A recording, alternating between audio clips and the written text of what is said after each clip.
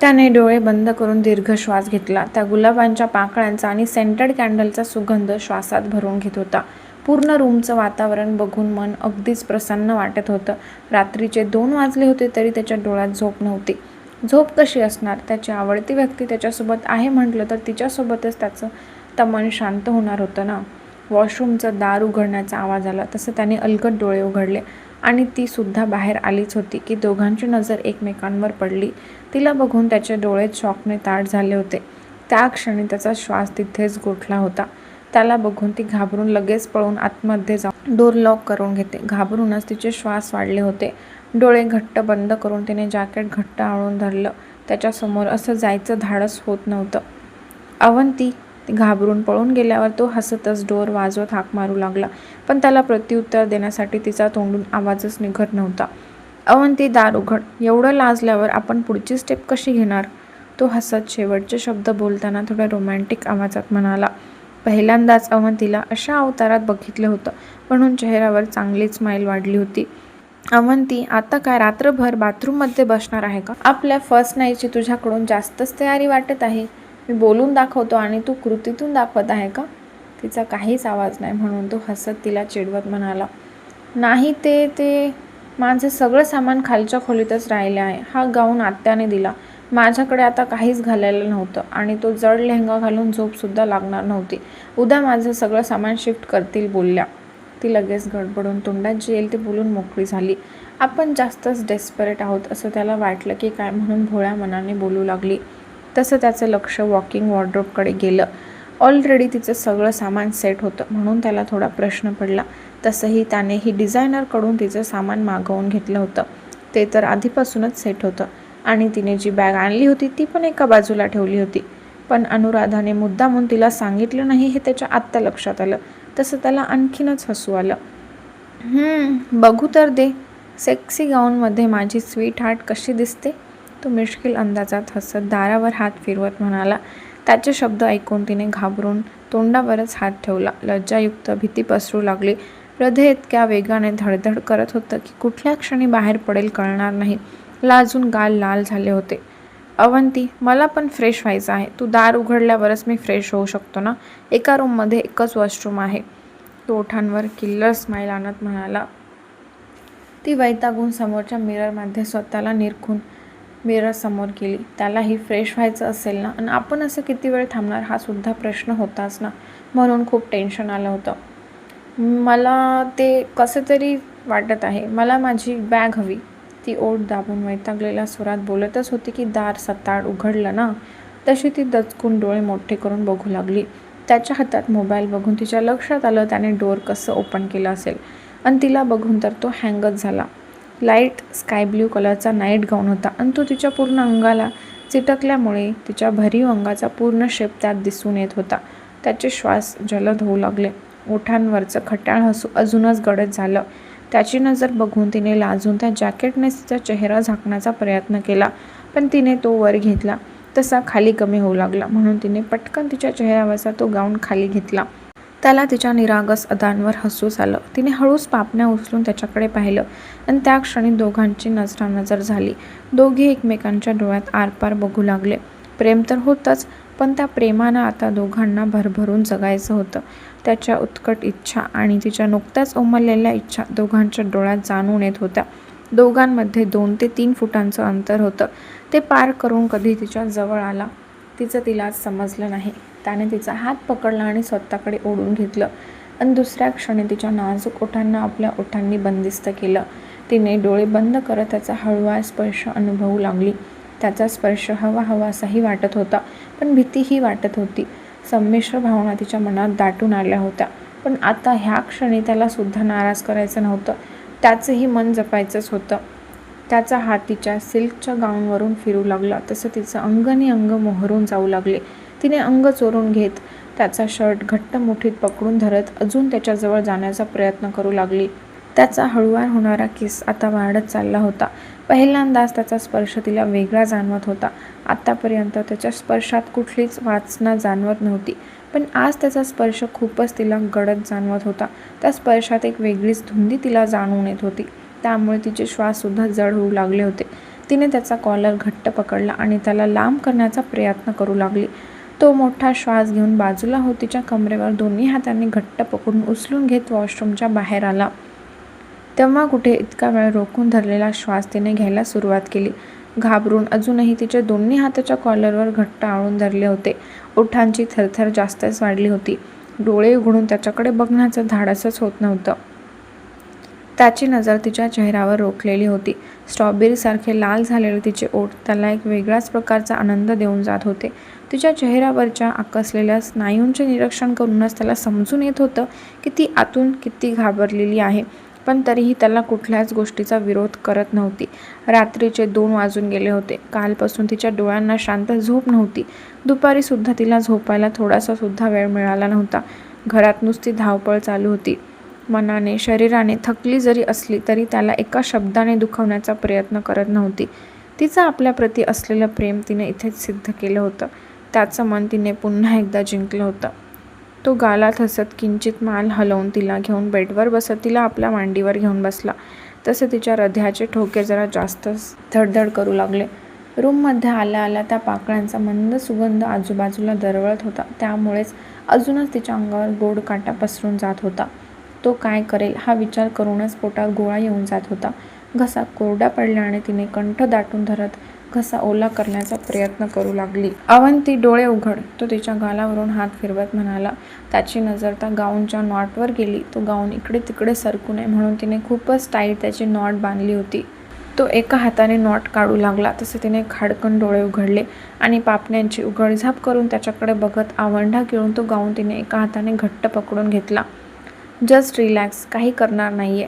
तिची रिॲक्शन बघून तो गालात हसत नॉट लूज करत हात मागे घेत म्हणाला. पण त्याच्या स्पर्शाने डोकं सुन्न होऊन मुंग्या आल्या होत्या. त्यामुळे सध्या तिला तो काय बोलत आहे काहीच कळत नव्हतं. त्याचा थोडासा जरी स्पर्श अंगाला झाला तरी करंट पास होत असल्याची फिलिंग येत होती.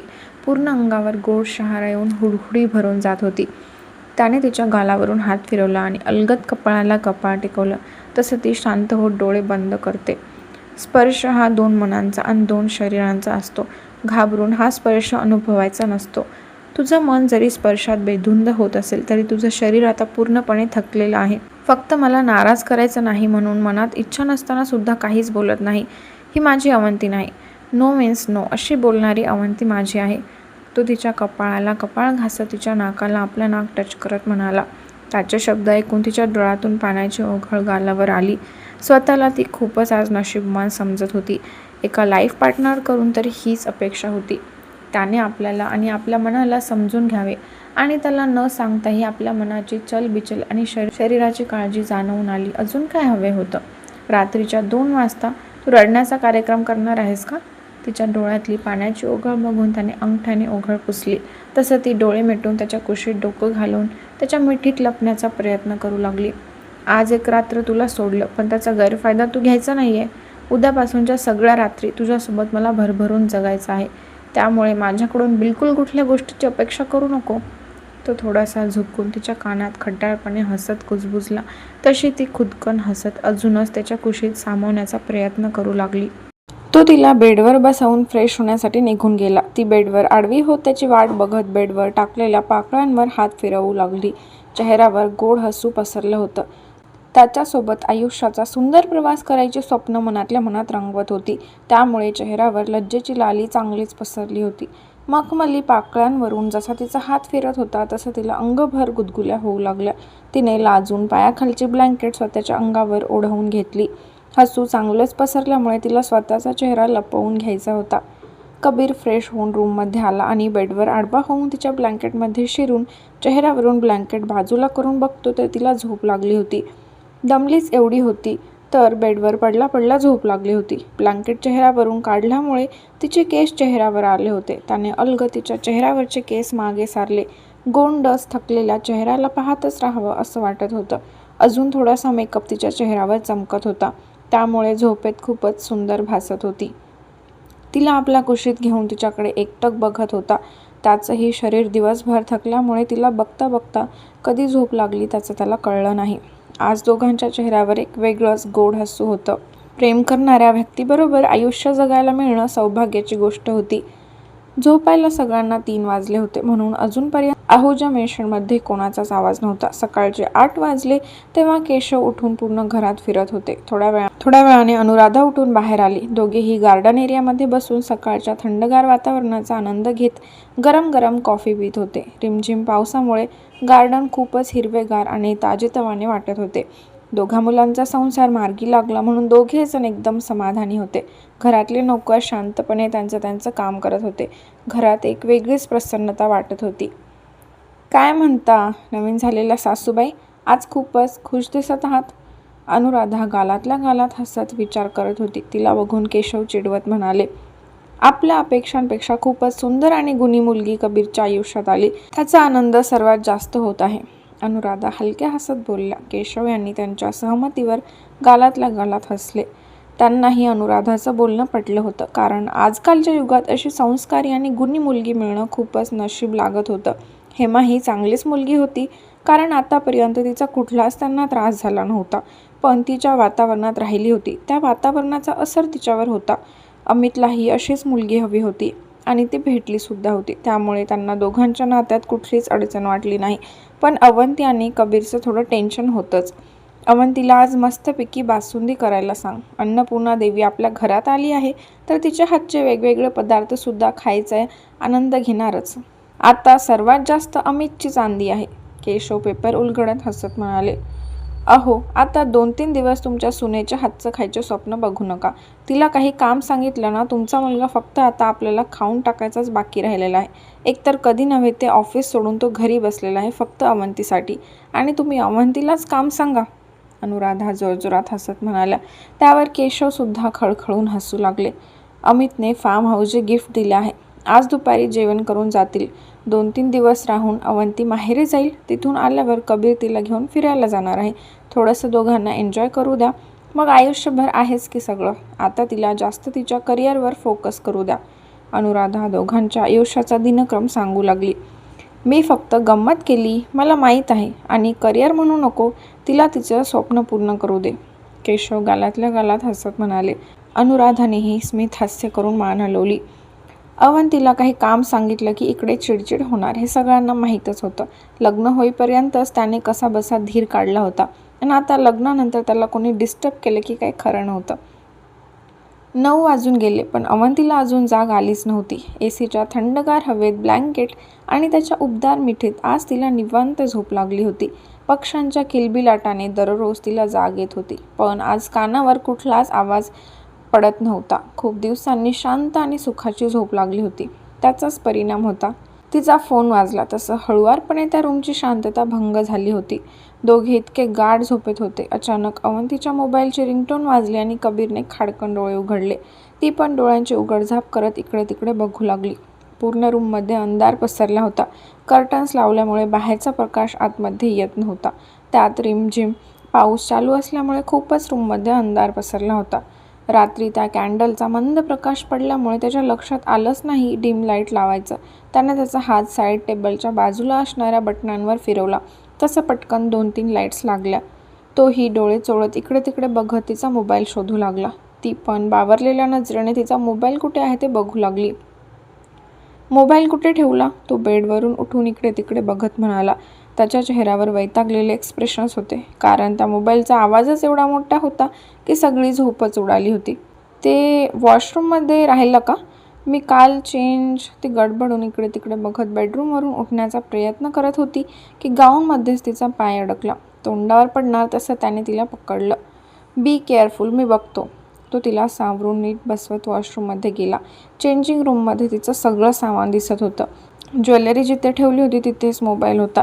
त्याने मोबाईल घेतला तसा पुन्हा तिचा मोबाईल वाजू लागला आणि तो वैतागलेल्या नजरेने त्या मोबाईलला बघू लागला. अनुराधाचा फोन येत होता. तसं त्याने जबडा घट्ट आवळून घेतला. त्याची आई आणि भाऊ त्याला सुखाने जगू देणार आहेत की नाही असं त्याला वाटलं. देवाचं गाणं होतं म्हणून त्याचा राग नव्हताच, पण त्या मोबाईलचा आवाजच खूप कर्कश होता. त्यामुळे गाणंसुद्धा मोठमोठ्यानं कानात कानठाळ वाजून जात होतं. कुठे सकाळ झाल्यावर तो रोमांस करण्याच्या मूडमध्ये येणार होता, पण आता देवाचं गाणं ऐकून तर देवाची भक्तीच आठवत होती. अवंतीने टाईम बघितला तर 9 वाजून गेले होते. तसं तिने डोळे मोठे करून तोंडावरच हात ठेवला. अहो, तिचा आवाज आला तसा तो थोडा घाईतच बाहेर आला. काय झालं? बोलताना त्याच्या आवाजात एक वेगळीच काळजी वाटली. 9 वाजून गेले. ती भिंतीवर असणाऱ्या घड्याळाकडे बोट दाखवत डोळे मोठे करून थोडीशी मोठ्यानेच म्हणाली. त्याने ही नजर भिंतीवरच्या घड्याळाकडे टाकली, पण ओरडण्यासारखं काय झालं म्हणून तो पुन्हा तिच्याकडे प्रश्नार्थी नजरेने बघू लागला. हो, 9 वाजले मग? तू पुढे येऊन बेडवर तिच्या शेजारी बसत होतास की पटकन बेडवरून उठून ती उभी राहिली आणि तिचं जॅकेट असलेलं गाऊन पुन्हा स्वतःच्या अंगाभोवती घट्ट आवळून त्याच्याकडे बघू लागली. अहो, 9 वाजून गेले. मी कधीच एवढ्या उशिरा उठत नाही आणि आज तर या घरात माझा पहिलाच दिवस आहे. आत्या मामा काय म्हणतील? कसं मी त्यांच्यासमोर जाऊ? मला कधीच एवढ्या उशिरा झोपायची सवय नाही. त्यांना काय वाटेल? तुम्ही तर उठवायचं ना. ती टेन्शनमध्येच येत त्याच्याकडे बघत बडबड करू लागली. तिचा घाबरलेला चेहरा बघून त्याला हसू येऊ लागलं. अवंती, सगळ्यांना माहीत आहे आपली आज फर्स्ट नाईट असेल आणि त्यांना त्यांच्या मुलावर पूर्ण विश्वास आहे. जोपर्यंत मी बोलणार नाही तोपर्यंत तू ह्या रूमच्या बाहेर जाऊ शकत नाही, म्हणून तुझ्यावर कोणीच नाराज होणारच नाही आहे. आत्तापर्यंत रिंगटोनने वैतागलेला होता, पण तिच्या चेहऱ्यावरचे हावभाव बघून त्याला हसू आवरलं नाही. तो हसतच तिच्या जवळ येत म्हणाला, का? मी का जाऊ शकत नाही? रूमच्या बाहेर जायचं म्हटलं की मला तुमची परमिशन घ्यावी लागणार आहे. ती भुवया जोडत बारीक डोळे करून विचारू लागली. कधी कोणाच्या इशाऱ्यावर नाचायचं माहीत नव्हतं ना, मग आता त्याचं बोलणं कसे खपवून घेईल? हो. तो किंचित खांदे ओढवून तिच्या चेहऱ्यावर झुकतच होता की तिने घाबरून पटकन डोळे बंद करत चेहरा मागे घेतला. तो थोडासा जवळ आला की लगेच हिचे श्वास गरम झाले ना. 2 दिवस तुला कोणीच त्रास देणार नाही, फक्त मी त्रास देणार आहे. तो तिच्या कमरेत एक हात घालून तिला जवळ ओढत तिच्या चेहऱ्यावरून अलगद एक बोट फिरवत म्हणाला. तसं ती श्वास घेत पोट आकसून घेते. त्याचे शब्द ऐकून धडधड होऊ लागलं. ओठ दाबून हसू आणि लज्जा लपवण्याचा प्रयत्न करू लागली. तो पुढे बोलणार की पुन्हा अवंतीचा मोबाईल वाजला. तसं त्याने जबडा घट्ट आवळून कॉल रिसीव्ह केला. हॅलो बाळा, उठली का? अनुराधा प्रेमाने हसतच म्हणाली. आता तू फोन केल्यावर उठावंच लागणार ना. त्याचा आवाज कानावर पडला तसा अनुराधाने कपाळावर हात मारून घेतला. अवंतीसुद्धा डोळे उघडून गडबडून त्याच्याकडे बघू लागली. मॉम, मला असं वाटतंय तुला माझं प्रेम बघवतच नाही, फक्त मला कसा त्रास द्यायचा हाच विचार करत असते की काय? एकीकडे दादा आणि एकीकडे तू. मला सुखाने जगू देऊ नका. टिपिकल सासू झाली का? सून उठली नाही म्हणून लगेच तिला फोन करून उठवत आहे. अक्षरशः तो वैतागलेल्या स्वरात म्हणाला. अवंती डोळ्यांची उघडझाप करून त्याच्याकडेच बघत राहिली. अरे थांब, मला तुझं सुख बघू वाटत नाही का? 9 वाजून गेले. तिने काल काहीच खाल्लं नाही. तुला फोन लावत होते तर तुझा मोबाईल स्विच ऑफ आहे म्हणून तिला लावला. तिला भूक लागली असेल म्हणून काळजीने फोन केला, तर तू माझ्यावरच चिड. आता दोघे फ्रेश होऊन ब्रेकफास्ट करून पहिले घर सोडा, मग तुला कोणी डिस्टर्ब करणार नाही. अनुराधा हसतच म्हणाला. तसं तो थोडा शांत झाला. दोघांनी पटकन आवरलं आणि थोडंफार सामान घेऊन पॅक केलं. आज आणि उद्याचा एक दिवस असंच जाणार होता. त्याला हनीमूनला जायचं होतं, पण आता भावाने गिफ्ट दिलं म्हणून त्याला एक दिवस का होईना राहायला आवडणार होतं. दुपारनंतर जेवण करून दोघेही घरातून बाहेर पडले. अवंतीचा आनंद तर गगनात नव्हता. पहिल्यांदाच त्याच्यासोबत बाहेर जात होती म्हणून चेहऱ्यावर वेगळाच आनंद पसरला होता. देवदर्शन सोडून कधी कुठे फिरायचं माहीतच नव्हतं, म्हणून आता जरा ती एक्सायटेड झाली होती. त्याने तिच्यासाठी पंजाबी सूट मागवले होते. त्याच्यातलाच तिने वेअर केला होता. लेमन कलरच्या सूटमध्ये तिचा नव्या नवरीचा ग्लो खूपच सुंदर दिसून येत होता. अहो, फार्म हाऊस म्हणजे शेतात घर आहे का? ती बाहेर बघत हसत म्हणाली. मुंबईसारख्या शहरात गावातली घरं बघणं म्हणजे एक दिव्यच. नो, तसे नसणार आहे, तो हलकं हसत म्हणाला. मग? ती प्रश्नार्थी नजरेने त्याच्याकडे बघत म्हणाली.